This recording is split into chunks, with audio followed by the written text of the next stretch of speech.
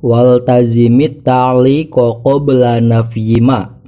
Waltazim dan wajibkanlah siapa kamu at-ta'liqa terhadap hukum ta'liq qabla nafyima sebelum mak nafi. Wa in dan in nafi, wala dan la nafi, la mubtida'in bermula lam ibtida, au kosamin atau lam kosam, itu kaza sebagaimana la. Wal istifhamu bermula istifham, itu za bermula hukum ta'liq, lahu bagi istifham, itu in hatama menjadi wajib apa za. Dalam 1,5 nazom ini Syekh Ibnu Malik menjelaskan tentang syarat dari ta'liq.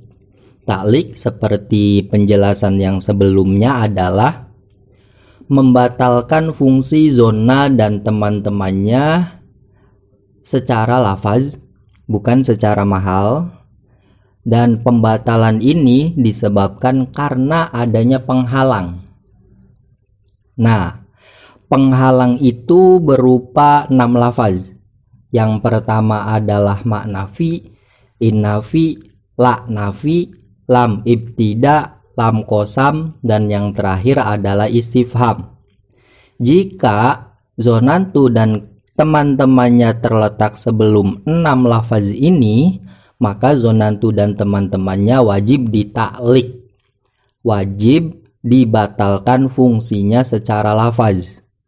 Tapi kalau secara mahal masih tetap berfungsi. Pertama, untuk zonantu yang penghalangnya berupa mak nafi adalah contoh zonantu ma zaidun qaimun. Zonantu ini ditaklik karena dia terletak sebelum mak nafi. Maknya ini adalah mak nafi, sehingga karena zonantu terletak sebelum mak nafi, maka dia tidak bisa beramal kepada zaidun dan qaimun yang notabene adalah mubtada dan khobar. Gitu. Secara lafaz zonantu tidak bisa beramal kepada zaidun dan qaimun.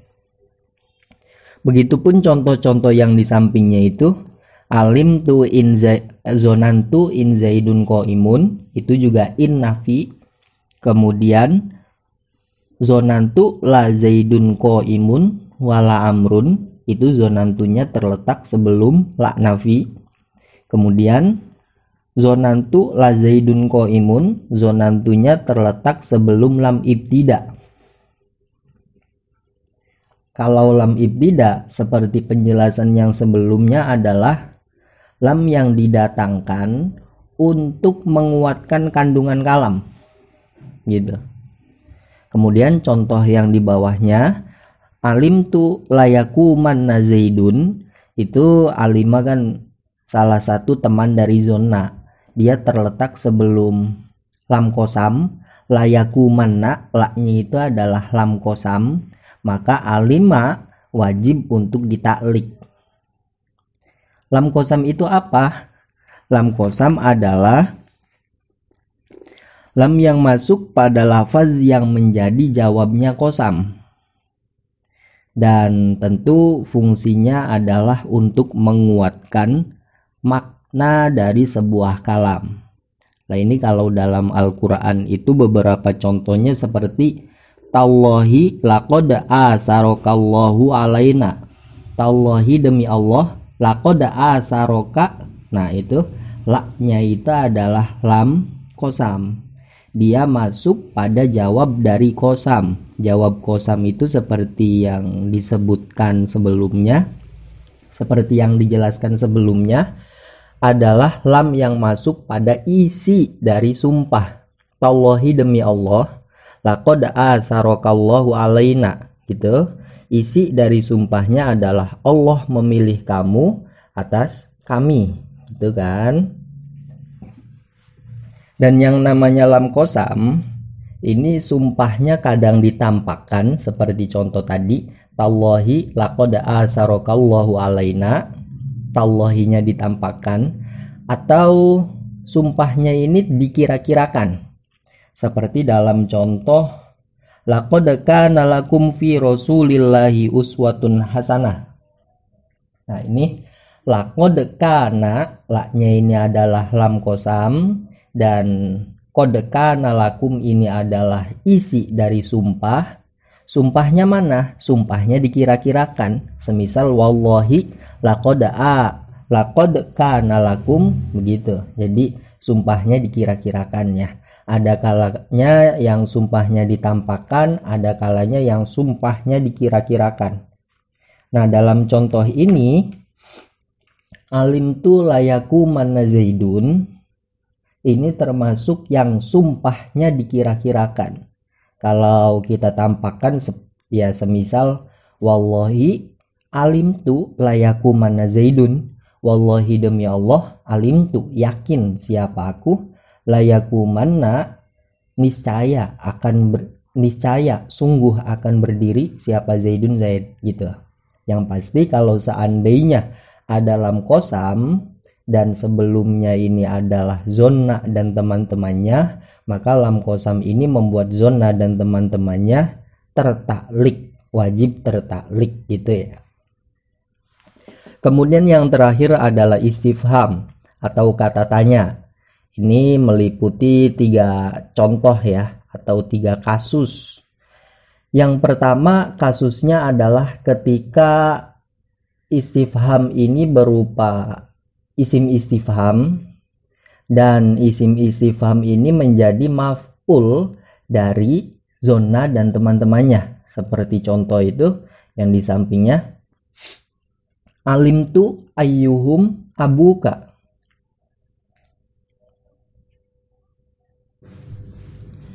Lafaz ayyuhum itu adalah isim istifham, bukan ayyu isim mausul ya, tapi dia adalah ayyu yang isim istifham, dan dia menjadi mubtada yang kalau seandainya sebelumnya ada zonna dan teman-temannya, dia nanti kedudukannya menjadi maf'ul, gitu.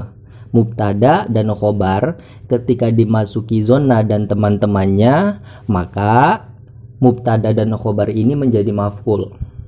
Nah, kalau seandainya mubtadanya ini berupa istifham, maka zonna dan teman-temannya tertaklik, gitu. Seperti dalam contoh ini, alimtu ayyuhum abuka. Alimtu yakin siapa aku, ayyuhum bermula mana dari kaum itu abuka ayahmu.